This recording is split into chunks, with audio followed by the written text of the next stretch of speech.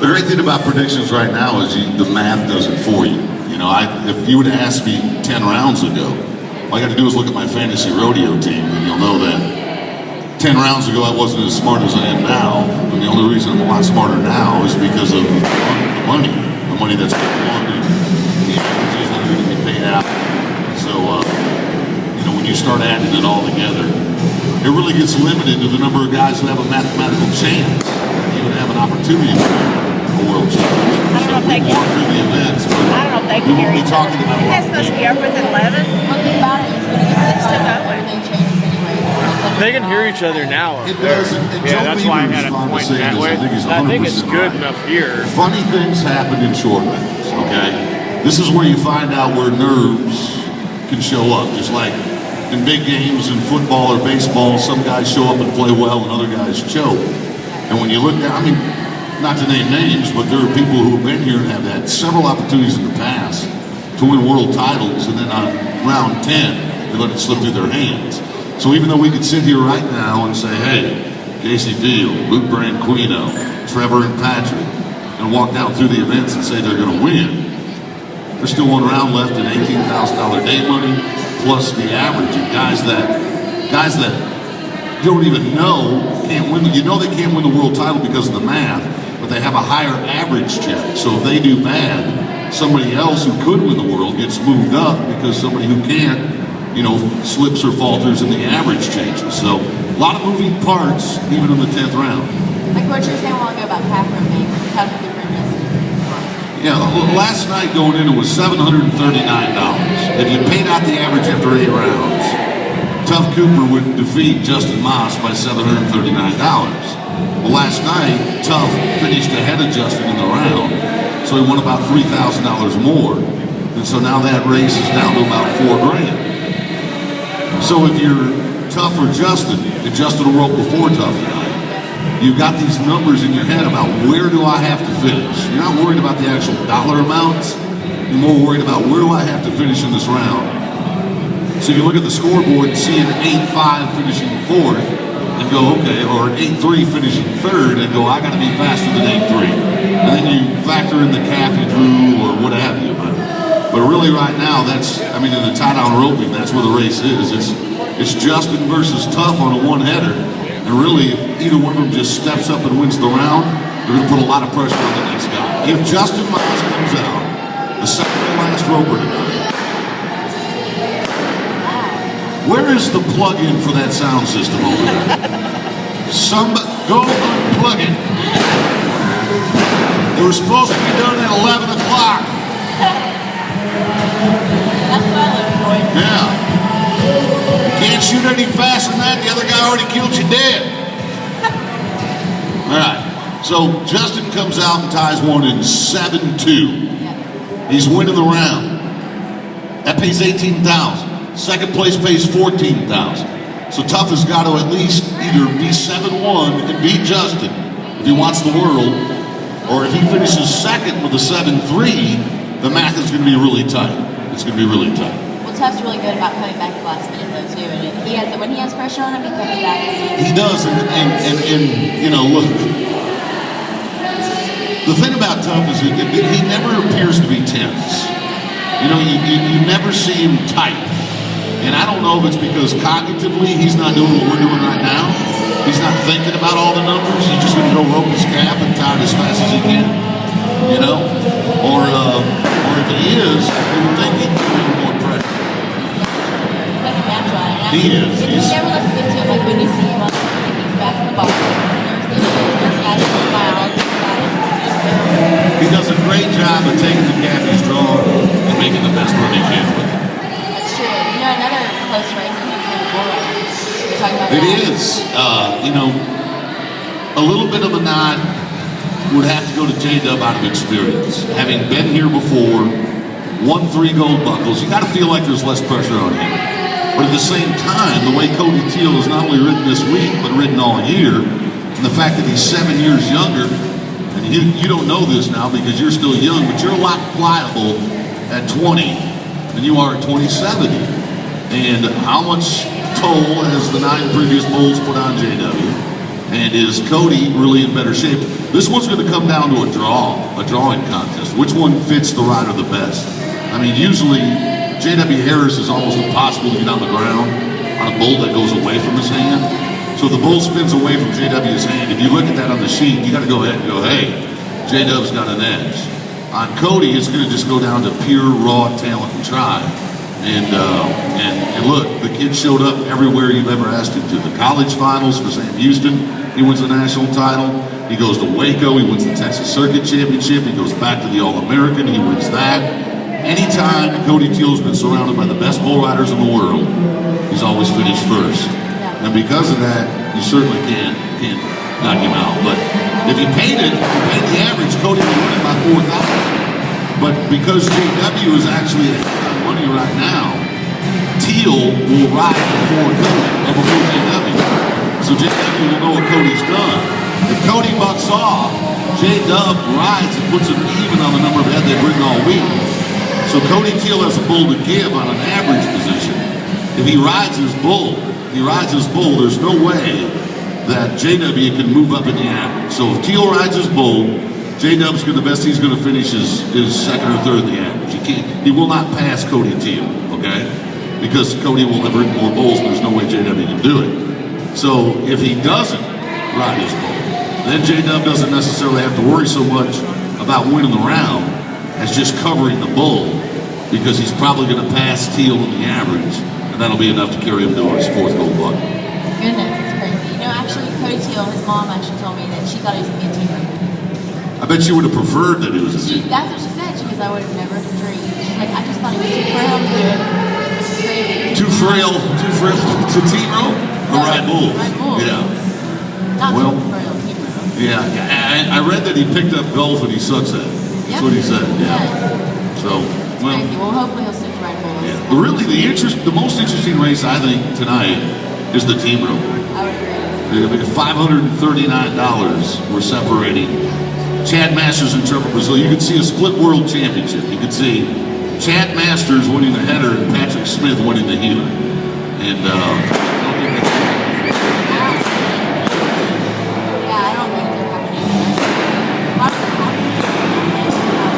sorry, I can't hear you. Mathematically, just everything stays the same. You know, if everything stays the same after the first 9 rounds, and let's just say that neither one of them place, but they both catch their steers, then they'll both stay where they're at in the average. You know, 7th for Patrick and Trevor, 7th or 8th. 1st for Chad and Clay. But Clay is trailing Patrick by about 13,000. So where Chad and Trevor are a lot closer on money.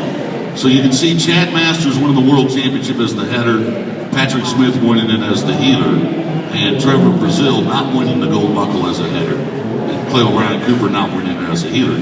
If Clay wants his 8th gold buckle, they got to place in this round. They got to win about $4,000 to $8,000 in this round. So that's a 3rd place finisher better if Cleo wants an 8th gold buckle. So if they miss, they put Trevor then. Well, if they miss, they're the only team that has roped all night. Okay?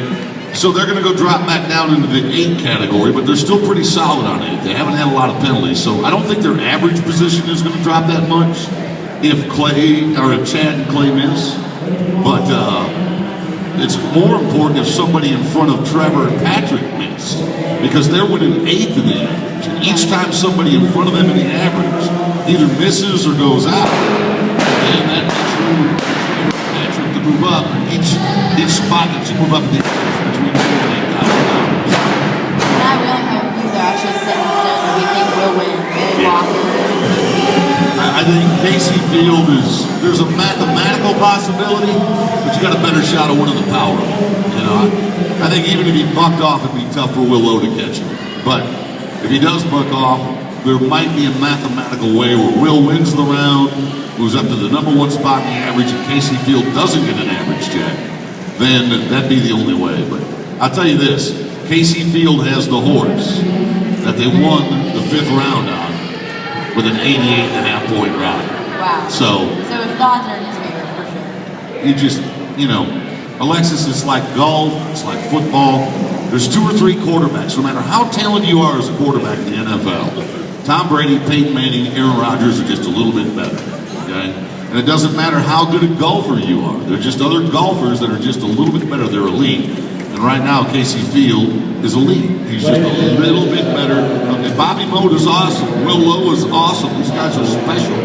Special. But Casey Field just has him by that little bit more, which is why he's almost impossible to beat right now. You know, that's true, but Mary Walker, she came in, she was sitting, was she third? She was sitting? She came in the world standings, and now she just came and set the world on fire. Everyone is so surprised by her coming in. She's going to win, I think on the year, Mary will win about, she's sitting second in the average with a barrel down. Yeah. Okay, sitting second in the average with a barrel down. She'll win probably $180,000 at this final. She'll win that truck, the Ram Top Gun Award that she gets to keep.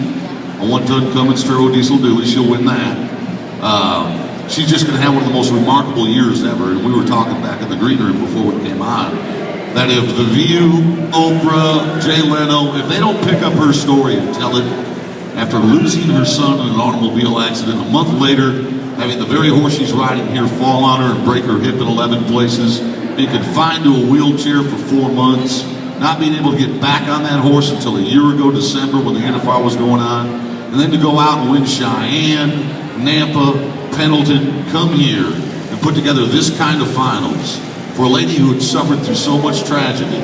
I mean, it's just, you know, you don't root against Brittany or Linz or Sherry or any of the other, you know, upper tier barrel racers, but to see Mary Walker have the kind of final she's having, it just confirms there's a God, you know? There's a God. He's blessing her. I have the utmost respect for her too, because I've never met someone that's so positive too, and she goes out to have fun. She doesn't. How can you be that positive being married to Byron? You know, a lot of people have said that. She said that herself. She's like, yeah. Byron said that. Yeah, Byron said. But it'll be cool to have 2 world championships in a family. That would be awesome. You know, as a husband and a wife. Byron, the '81 world champion, and it looks like Mary Walker, the 2012. A mere, 31 years later, his wife wins a world title? And she didn't expect it either. No, she didn't. She didn't. Like, Mary, I was talking to her, she was on my show a few days ago, and she's like, just whatever happens, happens. I just came here to have fun. I'm so blessed to be here. And have someone sit up here and say that after she's been winning. Well, but go back to Tough Cooper. I mean, I think that when you're that relaxed and you're that confident in what you're doing, you don't let numbers get in your head and put pressure on you. See, I think there's some pressure on Justin Moss. I think there's some pressure on Cody T. There's pressure there for those guys. If they want to, this is the last chance in 2012 for get a gold buckle. Maybe Justin, who's 37, his last chance ever. Because he didn't intend to go this hard until he won Denver, San Antonio, you know. And all of a sudden, and why? When I asked him at Dodge City, I said, why are you having, he won Dodge City, why are you having such a great year? He goes, because I quit caring about winning the world. I just wanted to go rope well. Okay, but now he's got a chance to win the world. So he's I mean, I don't know about you, but I'd feel pressure. I would too, and you know, I think the people that they're natural at it, it's just about having fun, they're out here for the fun of it, that's the people that have been so successful out here. But it's a little easier to have fun when you win the first round and the third round. Everything's going your way, you're kind of in a zone. I don't care if you're a bowler or a golfer or whatever. When things are going your way, you relax. When things, I mean, look at Jared Keelan on the bareback rider. Such a great kid, great bareback rider, or he wouldn't be here. Hadn't won a penny. Stephen Dent smoked everybody all year. And now he's won $9,000. He was one of the highest ranked guys in contention for the championship. If anybody was going to rival Casey Field, all of us, many of us were putting our money on Stephen Dent. But things got started slow, and then you start getting tight. And when you get tight, you start trying harder rather than relaxing and just doing what God gave you the ability to do. And I feel horrible for it, you know? You do, but then you turn around and you watch guys like Casey, guys like Tough, guys like Mary, and even tonight, when you look at Chad, this is a real difficult question. When it comes to pressure and experience, where do you want to put your money? Trevor Brazil and Patrick Smith, or Chad Masters and Clay O'Brien Cooper? All of them have gold buckets. All of them are world champions. All of them have been in this pressure situation. To me, that's the toughest race to predict. Because I can see Chad and Clay tending to business, making sure they don't lose that #1 spot in the average, even though, like I say, if they were to miss this steer, they're the only team on 9, they'd still have a good shot of winning the average. But they need the average to win the world, and if Clay's going to win it, they got to have a check in this round too. So I can see them pushing the envelope a little bit tonight. But on a one-header, who's got to be the fastest? Who are you going to pick? That's just a lot. I don't even know. I couldn't even pick, honestly. I got to go with Trevor Page. Clay was 51 years old. You know, he's been there, he's done it, but it's that quick trick. It's why Brian Urlacher and Ray Lewis aren't the linebackers. It's not like they don't know how to play the game. They know how to play it better than anybody.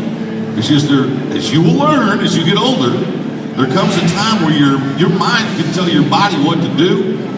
Your body's telling your mind to take a walk, you know, because your body just won't do it, even if you tell it to. And then, you know, Trevor, he's so talented. Just rookie period, he's talented. He's been so good for our industry, Trevor has. A lot of people would like to see him be more flamboyant, and I say why, because that's not who he is really.